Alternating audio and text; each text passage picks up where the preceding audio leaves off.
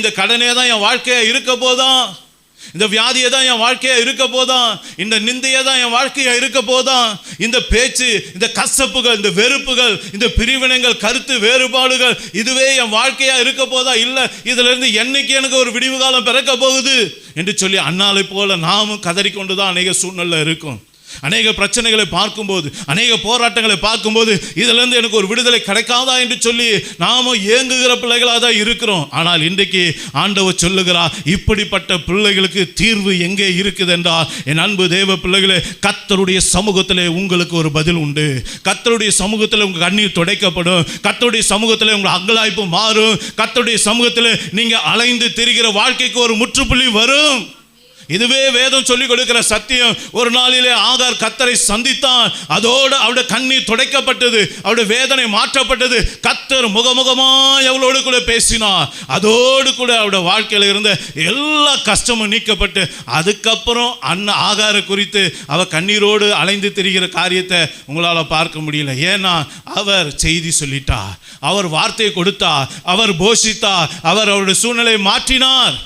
அதே போல என் அன்பு தேவ பிள்ளைகளை, நீங்களும் நானும் கர்த்தருடைய சமூகத்தில் அவரை பார்த்துட்டோன்னா நம்முடைய வாழ்க்கை இதே போல மாறிவிடும் என்று கர்த்தர் சொல்லுகிறார். இதே சூழ்நிலை நமக்கு வரும். நம்முடைய கண்ணீரும் துடைக்கப்படும், நம்முடைய வேதனைகளும் மாறும். அநேக கேள்வி உள்ளத்தில் இருக்குதல்லவா, அதுக்கெல்லாம் கர்த்தர் பதில் கொடுப்பார். என் வாழ்க்கை என்ன ஆகும் எதிர்பார்க்குறீங்களே, அந்த வாழ்க்கைக்கு பதில் கர்த்தர் கொடுப்பார். உன் கண்ணீருக்கு பதிலை கொடுப்பார். நீ என்ன செய்யணும் என்பதை கர்த்தர் கற்றுக் கொடுப்பார்.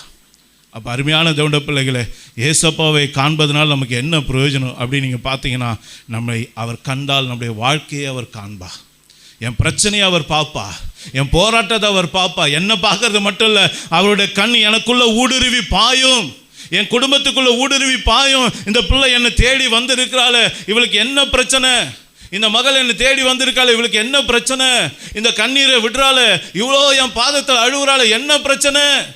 யோசித்து பாருங்க என் அன்பு தேவ பிள்ளைகளை.